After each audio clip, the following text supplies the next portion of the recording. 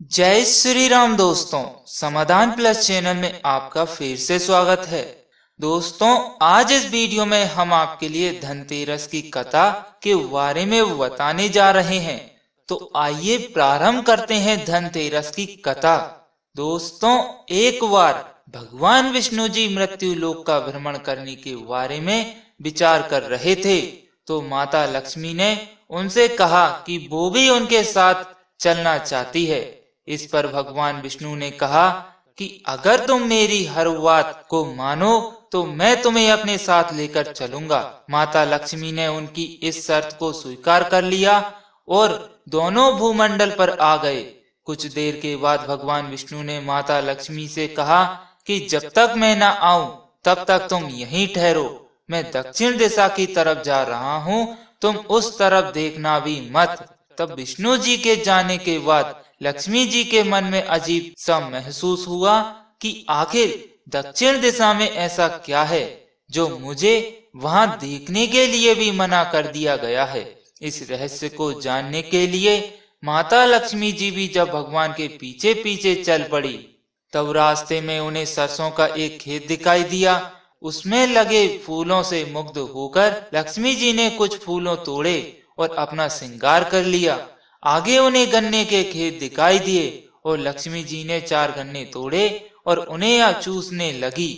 इसी क्षण विष्णु जी भी वहां आ गए और उन्हें वहां देखकर गुस्सा हो गए और उन्हें श्राप दे दिया कि मैंने तुम्हें इधर आने के लिए मना किया था, पर तुम ना मानी और किसान की चोरी का अपराध कर बैठी। अब तुम 12 साल तक इस किसान के पास सजा के रूप में सेवा करोगी। ऐसा कहकर विष्णु जी श्री सागर लौट आए और लक्ष्मी जी किसान के घर में रहने लगी।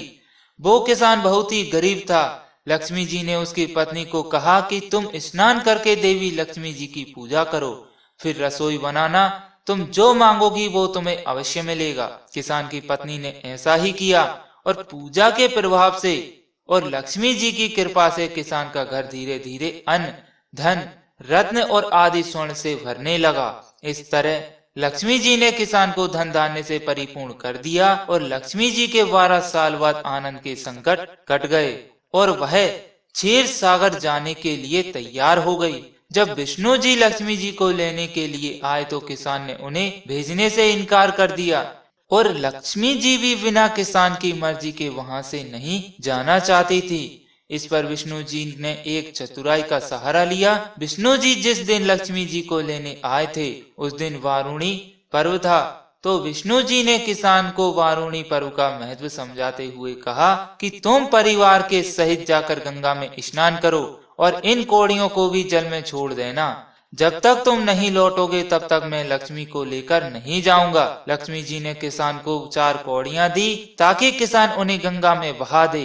किसान ने भी वैसा ही किया। जैसे ही उसने गंगा में 4 कौड़ियां डाली, नदी में से 4 हाथ निकले और कौड़ियों को लेकर चले गए।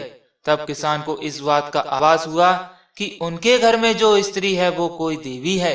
किसान ने गंगा माता से पूछा कि हे माता, ये 4 भुजाएं किसकी है? तब गंगा जी ने कहा कि हे किसान, ये 4 भुजाएं। तब गंगा जी ने कहा कि हे किसान, ये चारों भुजाएं मेरी ही है।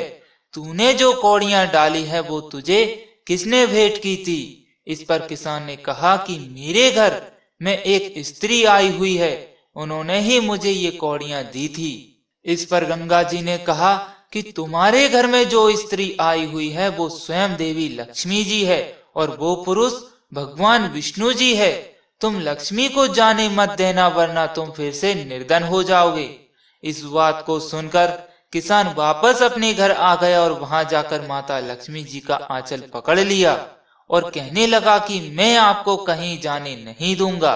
इस पर भगवान विष्णु जी ने कहा कि इन्हें कौन जाने देना चाहता है, किंतु ये चंचलता है, कहीं ठहरती ही नहीं। बड़े से बड़े व्यक्ति इन्हें नहीं रोक पाए। इनको तो मैंने श्राप दे रखा था कि ये 12 वर्ष तक तुम्हारी सेवा करे। अब इनके 12 वर्ष पूरे हो चुके हैं तो तुम्हारी सेवा का समय अब पूरा हो चुका है।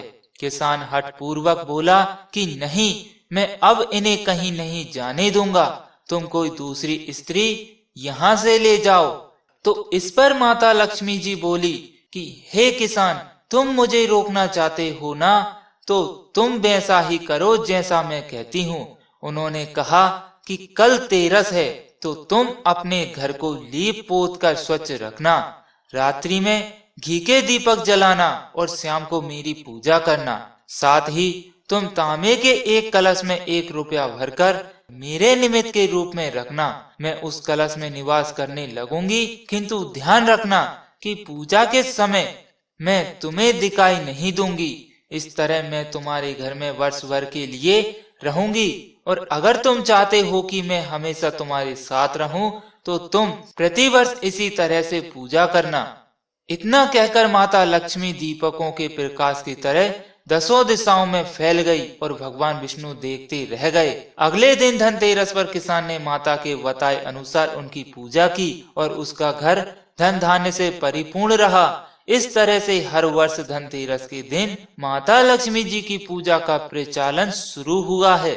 और दोस्तों, यदि आपको इस वीडियो में दी गई जानकारी पसंद आई हो तो कृपया वीडियो को लाइक और शेयर करना ना भूलें, जिससे कि हमारे अन्य मित्र भी इस वीडियो में दी गई जानकारी का पूरा लाभ उठा सकें।